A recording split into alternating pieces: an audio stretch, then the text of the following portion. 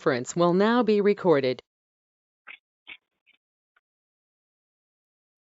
Good evening, everyone. I'll call to order the Building, Zoning, and Development Committee at 7:01 p.m. Present are committee members Williamson and Limpert, our Council President Jones, Council members Broussard, Glassburn, Kelly, committee member, I already mentioned committee member Limpert, and Williamson. Our mayor, law director, planning director, our finance director. Yes, Council President. Thank you, Madam Chairwoman. Excuse me for the interruption. I just wanted to let you know that Councilwoman Heeman is present at the meeting. She's not able to get on camera at this exact moment, but she is present in the chambers with me, and I wanted the record to reflect that. Okay, appreciate that. Thank you.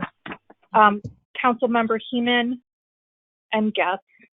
On the agenda this evening is CMS 21-18287 Weber Automotive, located at 28820 Lorraine Road. I believe we have Mr. Brian Weber present as well. And Director Lieber, would you like to take it from here? Yes, thank you, Madam Chair. This property is zoned B3, general business. The applicant is proposing to construct a new 8,600 square foot storage building to the north of their existing vehicle repair facility. The new building will provide climate controlled storage and also a space to service older and collector cars. About half the space will be used for storage and about half for service. They're not proposing any body work, and they're not proposing painting in this building, and there'll also be no customer traffic in this facility. Vehicle repair establishments are a conditional use in the B3 district, so a conditional use permit is required for any expansion of this use on the site. The project must meet specific conditional use standards as outlined in the zoning code. In this case, all are met or not applicable, with the exception of the building setback from the residential district. So our code requires a 75-foot building setback, and about 30 feet is shown. The Planning and Design Commission recommended that council waive this requirement, which it may, primarily due to the fact that the abutting residential district is Forest School to the north, and the building is set back quite a distance from the property. And it's designed in such a manner they didn't believe that there would be an impact to the property, since there will be no body work or paint in the facility. The building itself is primarily comprised of metal siding and roofing. There's an entrance feature that they've added for some architectural appeal. The BZBA granted 2 variances for side yard setback, one for pavement encroaching on the west and one for an AC unit encroaching on the east.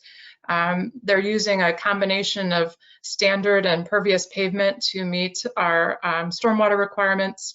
There also will be having an underground stormwater retention system.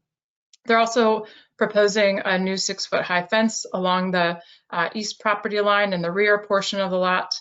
They're relocating a trash enclosure. They're adding some required landscaping along the rear property line in the buffer zone.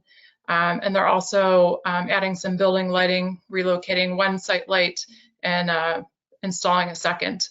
Planning and Design Commission had some recommendations that should be incorporated into any council motion, and they have updated their plans as required by the Planning and Design Commission.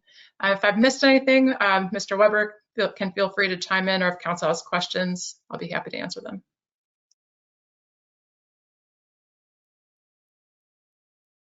I think you've nailed it. You always seem to. You do a much better job explaining it than I would. I will tell you though that we may have made an adjustment. Well, we're proposing an adjustment anyway. You were kind enough to grant us the variance for the AC unit. We're strongly considering a geothermal system now for the energy efficiency of it. So that may be a moot point. We might not even require that variance. That's really all I've got. Thank you. Councilman Limpert. Thank you, Madam Chair. Just two questions. So with the 30-foot setback instead of the typical 75-foot, one, was there any representative from Forest School at any of the review meetings around that setback change? They were notified of the project, but no, there were no attendees from the schools at our meetings on this project. Okay, and then my second question is around the, since it is only 30-foot back, what are the requirements if there was any type of open materials behind that facility, you know, with that fence line, or not fence line, but with that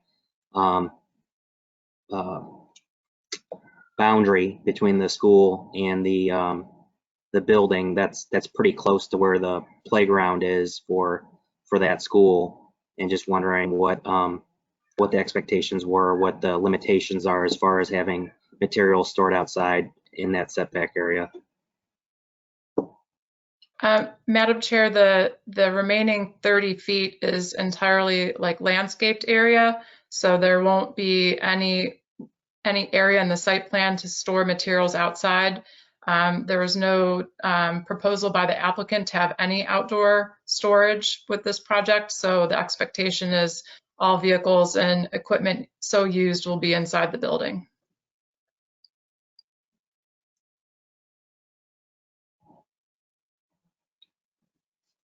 Thank you, Madam Chair. Thank you. Director, can you clarify? I know that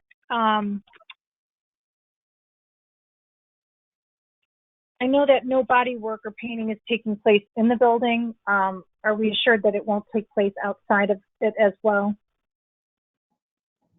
Or can we incorporate that into our motion? You certainly could, and it was represented that there would be none of that work inside or outside the new building. Okay, thank you. Mr. Broussard?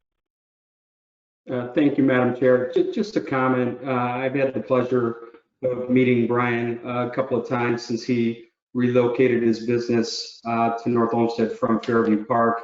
And I can tell you that, you know, he's committed to investing in the North Olmsted community, and everything he's done with that property since he moved in has been top notch, and I commend him for that. And thank you again for trying to reinvest in North Olmsted.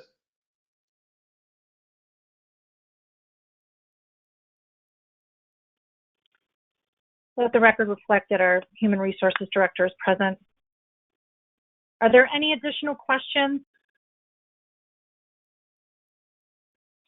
Okay. Seeing none, then I will make a motion to approve the conditional use permit for a vehicle repair facility at CMS 21-18287 Weber Automotive, located at 28820 Lorraine Road, waiving the requirement of the 75-foot building setback from residential property, conditioned upon no body work or painting taking place in or around the building. And ask for a second. Second. All in favor, say aye. Aye. Aye. That motion passes with a vote of 2-0. I'd like to also make a motion to approve the development plan for CMS 21-18287 Weber Automotive located at 28820 Lorraine Road, subject to the conditions of the Planning and Design Commission, and ask for a second. Second. Seconded by Mr. Limpert. All in favor say aye. Aye. Aye. Okay, thank you. That motion passes with a vote of 2-0, and our meeting concludes at 7:10 p.m. tonight. Thank you. Mr. Weber, we will be Go ahead. we'll be voting on this tonight. If you'd like to stay, otherwise I'm sure Director Lieber will get in touch with you. Okay, I'll take this opportunity to exit and look forward to hearing from you soon. Have a good evening. Thank you. Bye-bye.